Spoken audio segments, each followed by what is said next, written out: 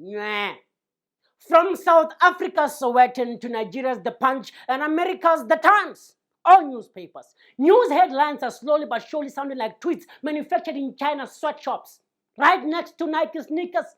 It sounds like people are in a rush to tell the news. They're just doing it. Now stop doing what you're doing and subscribe to this channel, because with this week's newspaper headlines being fireworks as Trump and Biden clash in a presidential debate, and COVID rules on pregnancy have went too far, I ask myself if news are the problem, if journalism has changed, or is it because we live in different times?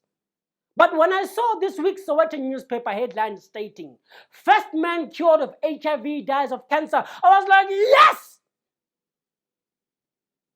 It almost sounded like good news. But I was like, no.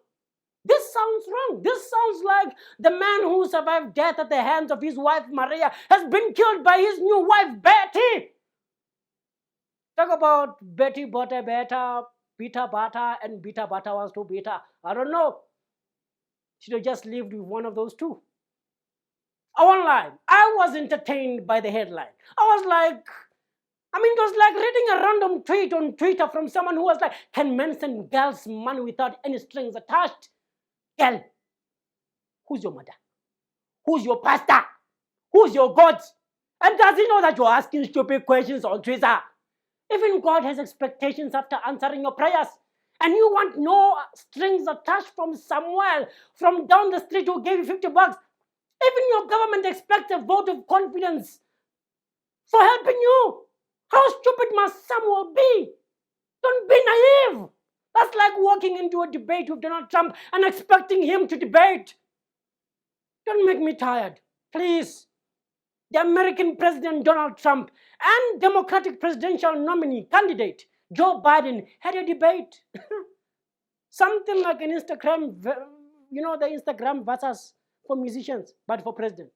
You know the versus challenge, like DMX versus Snoop Dogg or Brandy versus Monica. All their greatest hits, except that Trump and Biden come from two completely different genres of music. Biden came prepared, looking smart. He looked like he was about to audition for the movie Dead Poet Society, and Trump was just his conscience, the voice inside, the voice that keeps telling you you're not good enough. To be honest, Trump came prepared for the roast of Joe Biden. It's like he didn't know the rules. My only concern is, why are we watching this? Forget American politics. This debate was a perfect display of what happens when a guy sends a girl money and he didn't expect anything in return. They talk like they are Trump. They can't listen. They will drag your family into small conversations, and you want no strings attached. Having anyone give you money with no strings attached is like, it's as rare as having a South African coach go to coach Al Ahly, arguably the most respected soccer team in Africa. It's a well-earned and deserved opportunity.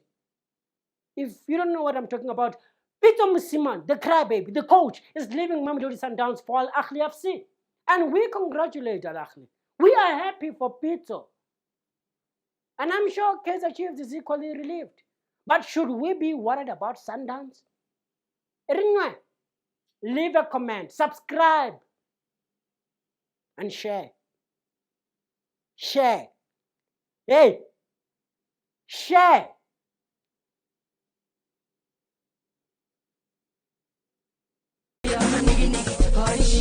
Ay,